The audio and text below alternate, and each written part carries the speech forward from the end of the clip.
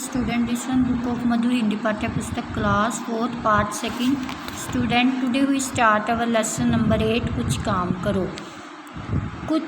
कुछ काम करो कविता के कवि कौन है? मैथिली शरण गुप्त। कुछ काम करो जग में रहकर कुछ नाम करो।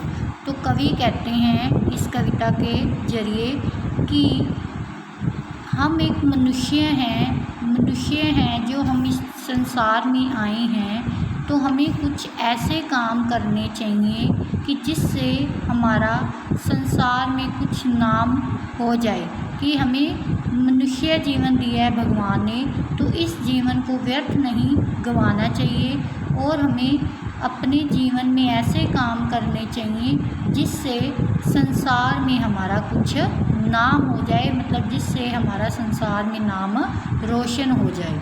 यह जन्म हुआ किस अर्थ अहो, समझो जिसमें यह व्यर्थ ना हो।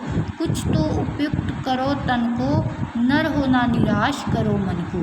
तो यहाँ पे जन्म मतलब जो हमारा ये मनुष्य जीवन है, जो हमारा मनुष्य जन्म है।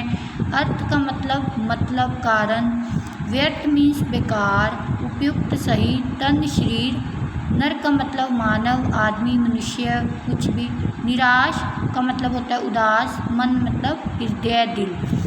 तो कवि कहते हैं कि ये जो तुम्हारा जीवन हुआ है, इस संसार में जो तुम्हारा जीवन मिला है, तुम्हें मनुष्य जीवन मिला है, तो ये जो जन्म हुआ है इसका मतलब समझो कि ये जन्म क्यों हुआ है, तुम्हें ये मनुष्य का रूप क्यों मिला है।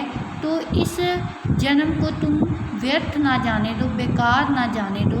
कुछ ऐसा काम करो इस जन्म में, इस जीवन में कुछ ऐसा काम करो कि जिससे तुम इस संसार में क्या हो जाओ, रोशन हो जाओ, जो तुम्हारा नाम है वो रोशन हो जाए। तो तुम अपने शरीर को सही इस्तेमाल करो, तुम आदमी हो, मानव हो, अपने मन को उदास मत करो। प्रभु ने तुमको कर दान किए, सब वांछित वस्तु विधान किए। तुम प्राप्त करो उनको न अहो, फिर है किसका ये दोष कहो। प्रभु मीन्स परमात्मा, कर मीन्स हाथ, वांछित मीन्स मनपसंद, विधान मीन्स हर प्रकार के कार्य, दोष मीन्स कसूर। तो भगवान ने तुमको ये हाथ दान दिए हैं, क्यों दान दिए हैं?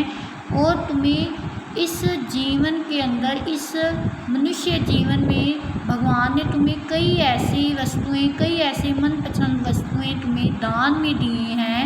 तो तुम उन हाथों को से कुछ ऐसा काम करो कि जिससे तुम्हारा जीवन क्या हो जाए, सफल हो जाए। तो तुम इस संसार में कुछ ऐसा काम करके अपना नाम बना सकते हो। अगर तुम उसको प्राप्त नहीं करते तो फिर ये मत कहना कि ये किसका दोष है, फिर तुम किसी को कसूर नहीं दे सकते और ना ही तुम भगवान को कह सकते कि ये किसका कसूर है। तो परमात्मा ने तुम्हें हर प्रकार की वस्तुएं, हर प्रकार की मनवांछित वस्तुएं दी हैं, जिनको तुम अपनी मेहनत से प्राप्त कर सकते हो। समझो ना अलभ्य किसी धन को, नर हो ना निराश करो मन को।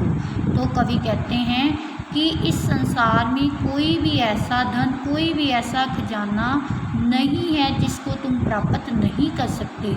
इस संसार में हम चाहें तो हर चीज़ को प्राप्त कर सकते हैं, अपनी मेहनत और लगन से हम सब कुछ प्राप्त कर सकते हैं। तो तुम नर हो, मानव हो, तुम निराश मत करो अपने मन को।